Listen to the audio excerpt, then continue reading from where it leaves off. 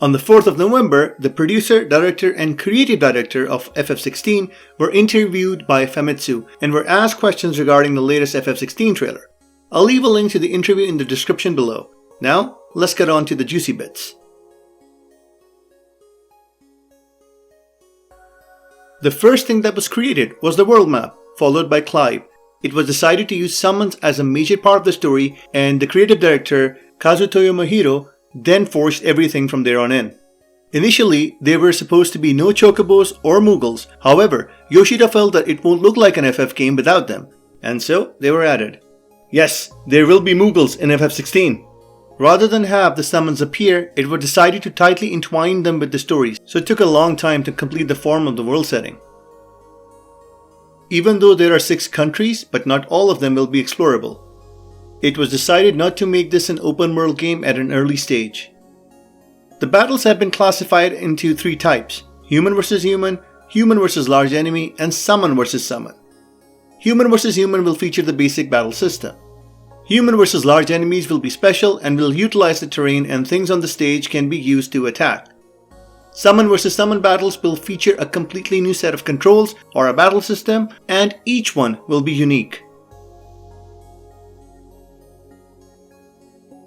There will be seamless transitions from battles with large bosses to summon battles. As the story progresses, players will be able to use the power of the summoned beasts and range of actions will expand.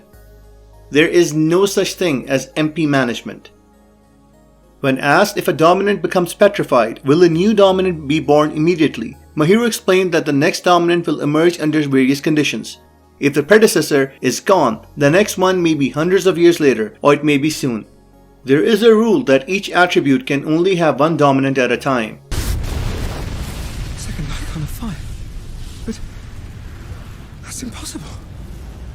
Right now, all of the dominants that can exist. Every country has one dominant except for the Kingdom of Alud, which has 2. However, there are detailed rules to all of this. What these detailed rules are, we don't know yet. When asked if the power of dominance could be robbed, Yoshida replied with a yes, and that because of this reason, unwanted battles can take place.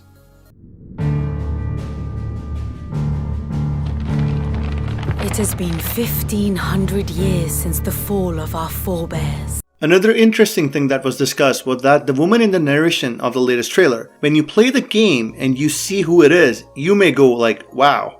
So, it's confirmed, it is not Jill who's narrating that trailer. The mother crystals emit ether, which is an all-purpose energy that is like a source of power for animals and plants to use magic and grow. But you can't get any of that in the black zone, where you have the blight.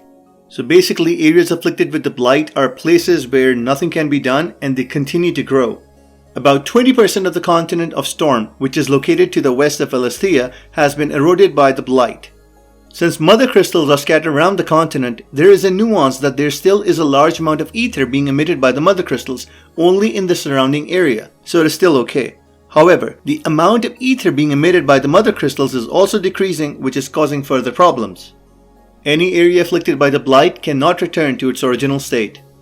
Ether is an invisible energy. It helps plants grow by breathing in the ether and sucking up water from the earth. Without that ether, even if there is water, plants cannot grow and organic matter disappears. It is a place where people cannot live. The game is 95% complete and optimization and bug fixing is underway.